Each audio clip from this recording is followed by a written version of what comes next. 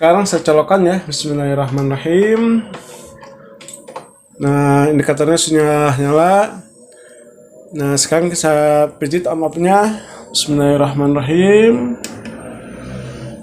Nah, sudah nyala backlightnya. Kita lihat. Nah, saya ke bawahkan dulu ya kameranya. Apakah langsung bagus atau tidak ya? Nah, alhamdulillah ya.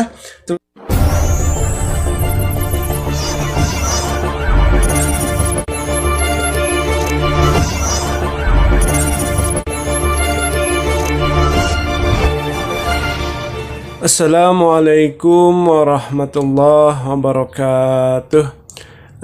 Ketemu lagi dengan saya di channel Muslim Kreatif. Sobat-sobat, kali ini saya akan berbagi cara memperbaiki TV LED merek Polytron. Nah, ini ukurannya 24 in ya. Nah, sobat-sobat, kerusakan TV LED Polytron ini kondisinya mati total ya, mati total. Nah, sekarang kita tes ya kerusakannya. Nah, saya colokkan dulu listriknya. Bismillahirrahmanirrahim.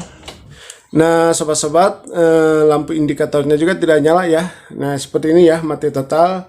Baiklah sobat-sobat, mari kita perbaiki TV-nya. Nah, sobat-sobat, untuk memperbaiki TV yang kerusakan mati total, nah sebelum kita nyervis kita harus tahu dulu ya blok-blok yang ada di TV ini.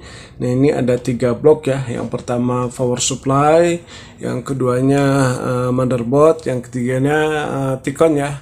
Nah, untuk kerusakan mati total, nah yang harus kita periksa adalah bagian power supply ya. Kalau misalnya kerusakan mati total. Nah, kemudian power supply juga ada 2 blok ya. Nah, yang pertama bagian sekunder, yang kedua bagian primer. Nah, kalau misalnya bagian sekunder yang sebelah sini ya, yang ke atas sini. Nah, yang primer yang sebelah sini ya, yang ke bawah. Nah, kalau yang bagian sekunder adalah strom yang kecil ya, seperti 12 volt, 5 volt. Nah, itu bagian sekunder. Kalau primer adalah strom yang besar ya, 220 volt ke atas ya. Nah, yang harus kita periksa adalah bagian primer ya, kalau misalnya kondisinya mati total ya.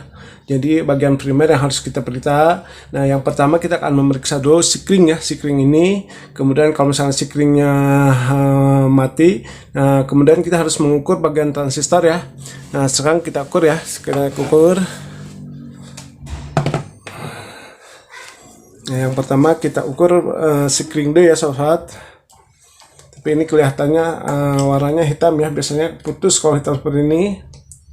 Nah, ini putus ya sobat, ini putus sikringnya. Nah, ini kita kalau misalnya sikringnya putus, berarti ada penyebab ya yang mengakibatkan si sikring ini putus. Nah, sekarang kita akan ukur dulu si ini ya, si transistor ini. Nah, ini akan saya buka dulu ya transistornya.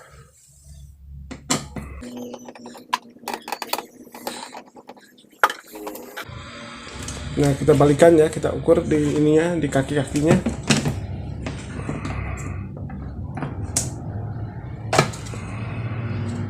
Nah, ini ya sobat-sobat, kakinya kita ukur. Koslet kakinya atau putus ya, kita ukur. Nah, ini full ya, ini full. Kemudian yang ini juga full ya. Nah, ini dipastikan si transistor FET-nya koslet ya. Nah, sobat-sobat, akan saya buka dulu ya si transistor FET ini. Nah, untuk pembukanya akan saya skip ya, sudah lama saya skip dulu. Nah, sobat-sobat, transistor FET-nya sudah saya buka ya. Nah, sekarang saya akan ukur kembali ya untuk memastikan bahwa transistor ini koslet ya atau rusak. Nah, saya akan ukur ya, saya menggunakan ampermeter digital, kemudian di skala saya arahkan ke buzzer ya. Kalau misalnya saya ukur di kaki-kaki ini si buzzernya bunyi, nah itu berarti transistornya sudah koslet ya. Ya, kalau misalnya diukur tidak bunyi berarti transistornya masih bagus. Nah, sekarang saya akan ukur ya, saya akan ukur. Nah, yang pertama kaki 1 dan 2 ya akan saya ukur. Nah, ini koslet ya sahabat-sahabat, nomor 1 dan 2. Kemudian 1 dan 3. Nah, ini juga ya, ini dipastikan si transistor ini sudah korslet ya. Nah sobat-sobat, setelah itu kita harus mengukur lagi ya komponen-komponen yang ada di bagian power supply yang primer ya, seperti dioda, kemudian transistor ya. Nah sobat-sobat, akan saya ukur lagi ya yang lainnya. Nah untuk mengukurnya akan saya skip ya, saya skip dulu. Nah sobat-sobat, setelah saya periksa dan saya ukur, nah ini ternyata masih ada ya yang rusak atau korslet. Nah ini ya ada dioda, nah ini 2 biji, 1, 2, ini korslet ya, tapi yang 2 ini bagus ya. Nah ini dioda punya arah ya, punya arah dari tegangan 220 volt ya. Nah sobat-sobat, akan saya ukur ya, saya akan perlihatkan bahwa yang ini rusak ya. Ini kalau misalnya saya ukur, kalau misalnya buzzer-nya bunyi berarti ini sudah korslet ya. Nah saya ukur ya. Nah sobat-sobat, ini ya bunyi. Kemudian yang ini juga sama. Nah bunyi ya. Walaupun kita bolak-balik ini pasti bunyi ya sobat-sobat. Nah ini ya saya balikan. Nah bunyi. Nah kalau yang ini bagus ya, yang ini bagus. Nah ini bagus. Kemudian yang ini juga bagus. Nah kemudian yang 2 ini juga bagus ya. Cuman 2 ini yang mati ya sobat-sobat. Nah sobat-sobat, akan saya ganti dulu ya si dioda ini. Nah kemudian akan saya pasangkan ya si transistor ini. Nah untuk penggantiannya akan saya skip ya, supaya tidak lama, saya skip dulu. Nah sobat-sobat, si diodanya sudah saya ganti ya. Nah ini dioda yang jelek ya, ini dioda bekasnya. Nah ini ya saya ganti. Nah kemudian si transistornya juga sudah saya siapkan ya. Nah ini transistor yang tadi yang jelek. Nah ini sudah saya siapkan transistor penggantinya. Nah ini ya asli dari regulator Polytron. Nah sobat-sobat, sebelum saya memasangkan si transistornya, nah kita harus memastikan dulu ya strum-strum yang ada di kaki transistor ini. Nah ini ya sobat-sobat, saya perlihatkan ini ya, yang di tengah ini harus keluar sekitar 300 volt ya, 300 volt. Kemudian di kaki yang 1 dan 3 ini harus keluar sekitar 6 volt ya. Nah yang merah sebelah sini, yang hitam sebelah sini sobat. Nah sobat-sobat, akan saya ukur dulu ya strumnya. Nah kalau misalnya diukur strumnya sudah keluar, nah berarti kita tinggal masang ya. Tapi kalau misalnya kita ukur strumnya tidak keluar, berarti masih ada masalah ya sobat. Nah sekarang saya ukur ya, saya colokkan dulu. Bismillahirrahmanirrahim. Nah sudah nyala ya. Nah yang pertama kita ukur dulu strum 300 volt ya. Nah yang negatif di L-code sini ya, di L-code negatif ini. Nah kemudian kita ukur di tengah di sini. Nah ini ya, saya lupa belum dipindahkan voltasenya. Nah kita ukur. Nah yang negatif di L-code negatif di sini. Kemudian yang ini di sini di tengah. Nah sobat-sobat, ini 300 volt lebih ya. Nah kemudian kita ukur yang ini ya, yang kaki 1 dan 2. Nah ini harus dipindahkan di sini ya, di AC 10 volt ya. Nah di sini. Nah, kemudian kita ukur. Nah yang sebelah sini yang merah ya, yang satu yang merah, yang sebelah sini yang hitam. Nah ini bagus ya, ini keluar 6 volt. Nah ini berarti mesinnya sudah bagus ya, tinggal kita mengganti transistor ini. Nah untuk memasangnya akan saya skip ya sobat, saya skip dulu. Nah sobat-sobat, transistornya sudah saya pasangkan ya. Nah sekarang kita tinggal ngetes ya, kita tinggal tes. Nah untuk pengetesannya, nah sisi kring ini akan saya cabut dulu ya. Nah sisi kringnya saya akan ganti dengan bohlam ini ya. Ini bohlamnya ukurannya 100 watt ya. Nah fungsi dari bohlam ini untuk menjaga ya, untuk menjaga. Nah apabila masih ada komponen yang korslet, nah si transistor ini tidak akan langsung mati ya.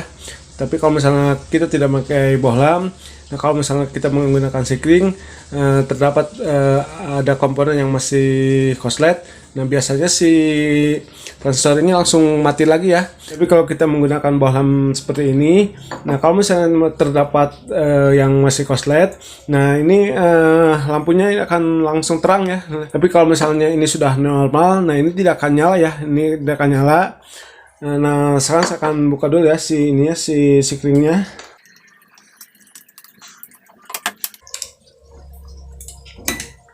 Kita pasangkan dulu ya ke sini, ke ini kita naikkan dulu ya. Nah kita pasangkan dulu ke kabelnya.